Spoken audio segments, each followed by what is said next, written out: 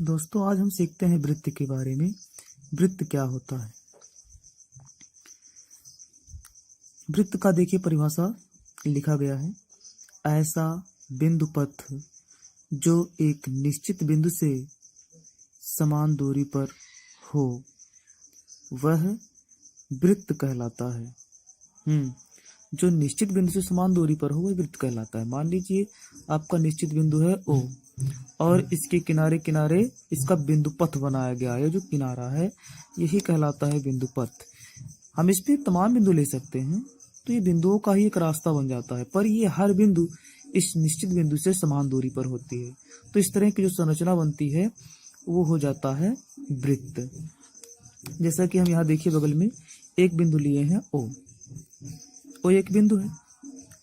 अब वृत्त की परिभाषा के अनुसार हमको ऐसा रास्ता बनाना है बिंदुओं का कि इस एक निश्चित बिंदु O से हमेशा समान दूरी पर रहे। अगर समान दूरी पर नहीं होता है तो वृत्त नहीं बनता है। जैसे कि मान लीजिए अगर हम इस तरह से बिंदु पथ लेते हैं, इस तरह से बिंदु पथ लेते हैं, आगे बढ़ते चले जाएंगे तो कोई वृत्त नहीं बनेगा। और वृत्त की परिभाषा के अनुसार संतुष्ट भी नहीं होता है कि इसका प्रत्येक बिंदु जो है इस बिंदु से समान दूरी पर हो। देखिए मान लीजिए हम इस बिंदु को लेते हैं तो इस बिंदु की और O बिंदु की दूरी काफी ज्यादा होगा और इस बिंदु से O की दूरी कुछ और होगा, इस बिंदु से O की दूरी कुछ और होगा। इस तरह से कोई भी बिंदु ऐसा नहीं है जिसका दूरी बराबर बराबर हो, इसलिए इससे कोई वृत्त नहीं बनता है। पर हमको ऐसा बिंदु पथ बनाना है कि जिससे हर बिंदु की दूरी इस निश्चित बिंदु से समान हो।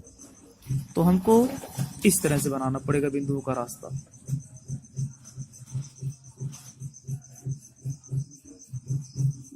इस तरह से हमको एक बिंदुओं का रास्ता बनाना पड़ेगा। अब यहाँ से हम देखते हैं कि कोई भी बिंदु लेते हैं तो O से हमेशा समान दूरी पर होगा।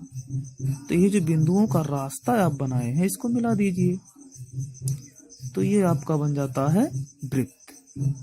हुआ ना परिभाषा के अनुसार। तो इसकी परिभाषा होती है कि ऐसा बिंदु पथ जो एक निश्चित बिंदु से समान दूरी पर हो वह वृत्त कहलाता है। वृत्त में देखिए तमाम चीज होते हैं। इसे मान लीजिए इस वृत्त पर हम कोई बिंदु ये ले लेते हैं, यहाँ ले लेते हैं या यहाँ ले लेते हैं। वृत्त की परिभाषा के अनुसार ये बताया गया है कि हर बिंदु की दूरी एक निश्चित बिंदु से समान होती है।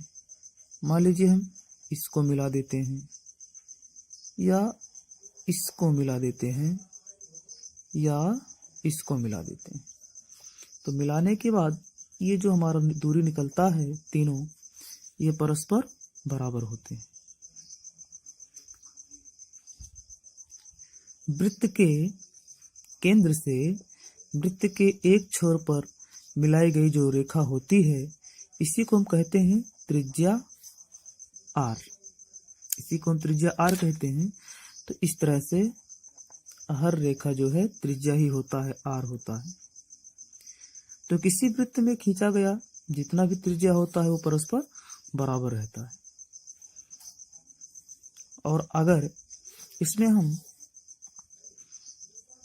दूसरा रेखा लेते हैं, मान लीजिए इस तरह से है, आपका ये है वृत्त ओ। इसमें मान लीजिए हम एक इस तरह का रेखा ए भी लेते हैं।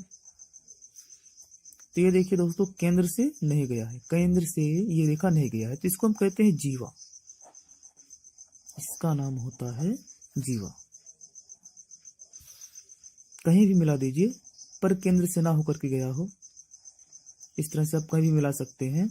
तो यह हर रेखा जो है जीवा होता है। पर जीवा जरूरी नहीं कि बराबर हो, अलग अलग दूरियों की हो सकती हैं जीवाएं, लेकिन वो जीवा सबसे बड़ी जीवा होती है। वो जीवा सबसे बड़ी जीवा होती है जो केंद्र से होकर के गई होती है।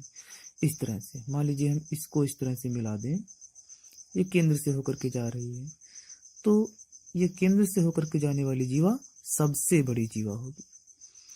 और इस सबसे बड़ी जीवा को हम व्यास कहते हैं। सबसे बड़ी जीवा जो आपका है व्यास कहलाता है। यानी किसी वृत्त का सबसे बड़ा जीवा जो होता है वो उस वृत्त का व्यास होता है। अब यहाँ पे देखिए हमको मालूम ही है कि वृत्त के केंद्र से और यहाँ तक की जो दूरी होती है वो होता है r, जैसा कि यहाँ पे बताया गया है, ये r होता है, तो इधर भी r होगा।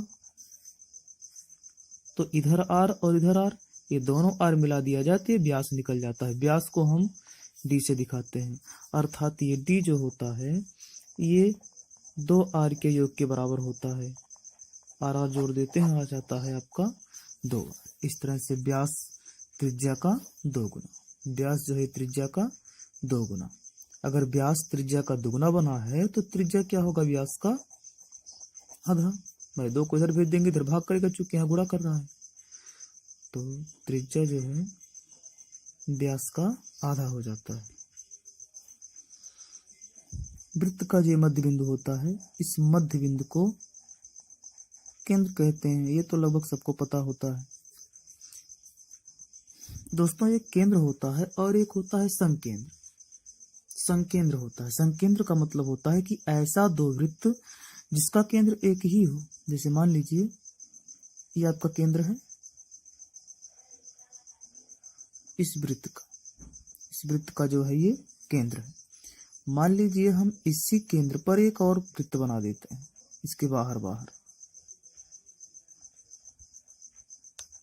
एक और वृत्त बना देते हैं, तो ये दूसरा वृत्त बन गया और ये पहला वृत्त बन गया। तो ये दोनों वृत्तों का केंद्र एक ही है O, इसलिए इन दोनों वृत्तों का संकेंद्र कहलाता है ये केंद्र।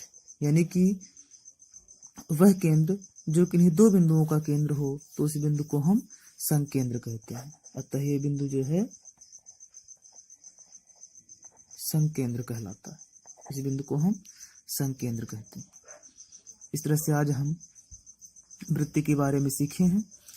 वीडियो अच्छी लगी हो तो लाइक जरूर कीजिएगा और दोस्तों में शेयर कीजिए और चैनल को सब्सक्राइब कीजिए ताकि इस तरह के वीडियो आप तक की सबसे पहले पहुंचे। धन्यवाद।